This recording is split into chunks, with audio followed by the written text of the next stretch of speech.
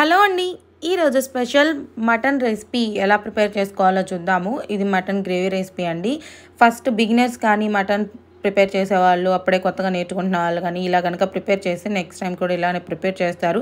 And చాలా అంటే చాలా బాగా కుదురుతుంది. రెసిపీ వచ్చేసి నేను ఒక కుక్కర్ తీసేసుకొని అందులో ఆయిల్ యాడ్ చేసేసుకొని బిర్యానీ ఆకు, లవంగాలు, జీలకర్ర అండ్ దాల్చిన చెక్క ఇంగ్రీడియంట్స్ అన్నీ యాడ్ చేసేసుకున్నాను. మీరు ఇక్కడ చూసినట్టయితే నేను ఒక పెద్ద సైజు ఆనియన్స్ ఒక 2 తీసేసుకొని అవి 2 బౌల్స్ వచ్చేలాగా ఆనియన్స్ అనేది నేను 2 బౌల్స్ వచ్చాయి నాకు.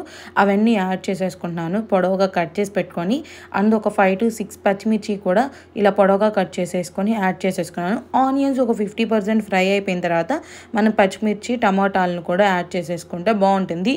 గ్రేవీ కొంచెం ఎక్కువగా ఉండాలి అనుకునే వాళ్ళు టమాటాలు కొంచెం ఎక్కువగా యాడ్ చేసుకుంటే సరిపోతుంది.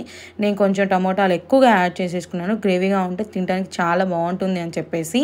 సో అవన్నీ వాటిలోకి కొంచెం ఉప్పు, పసుపు కూడా యాడ్ చేసేసుకొని పక్కన పెట్టుకున్నాను.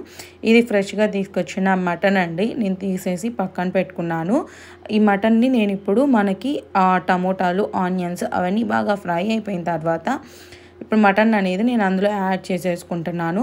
మటన్ యాడ్ చేసేసుకొని మగ్గనిచ్చుకోవాలన్నమాట. ఒక 5 minutes మగ్గిన తర్వాత ఈ మటన్లో కూడా మనం ఏం చేస్తున్నామంటే కొంచెం ఉప్పు, కారం, పసుపు అండ్ ధనియాల పొడి, గరం మసాలా, మటన్ మసాలా, అప్పుడే ఫ్రెష్గా మనం తీసుకున్న అల్లం వెల్లుల్లి పేస్ట్ ఇంగ్రీడియంట్స్ అన్నీ నేను ఇప్పుడు యాడ్ చేస్తున్నాను. ఎవరైనా కానీ ఏదైనా రెసిపీ ప్రిపేర్ చేసేటప్పుడు మొట్టమొదటిగా గుర్తుపెట్టుకోవాల్సింది ఏంటంటే ఉప్పు, కారం అనేది వాళ్ళ టేస్ట్కి అడ్జస్ట్ అయ్యేటట్టుగా సరిపడేటట్టుగా. కొంతమంది ఎక్కువగా తింటారు, కొంతమంది తక్కువగా తింటారు.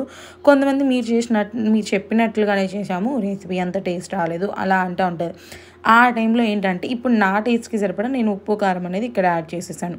అలాగే మీరు కూడా మీ టేస్ట్కి సరిపడా ఉప్పు, కారం అనేది అడ్జస్ట్ చేసుకొని చేస్తే చాలా అంటే చాలా బాగా కుదురుతుంది రెసిపీ. ఇప్పుడు నేను ఇంగ్రీడియంట్స్ అన్నీ యాడ్ చేసేసి బాగా అన్నిటికీ ముక్కకు పట్టేలాగా కలదిప్పాను అనమాట. చూసారు కదా, అలా బాగా కలదిప్పుకున్నాను. ఈ ఇంగ్రీడియంట్స్ అన్నీ ముక్కలు నేను ఒక 5 to 10 minutes ముందల టమోటాల్లో బాగా మగ్గేంత వరకు ఉంచుకొని అప్పుడు యాడ్ చేసేసుకున్నాను. నేను ఇక్కడ 6 to 7 విజిల్స్ వచ్చేంత వరకు మూత పెట్టుకొని హై ఫ్లేమ్లో 6 to 7 విజిల్స్ వచ్చేంత వరకు ఉంచుకున్నాను. నేనైతే వాటర్ ఏమి యాడ్ చేయలేదు. ఇదంతా మటన్ సరిపోయిందో లేదో చూసుకొని కొత్తిమీరతో గార్నిష్ చేసుకొని సర్వ్ చేసుకొని తింటే చాలా బాగుంటుంది. లైక్ చేయండి, సబ్స్క్రైబ్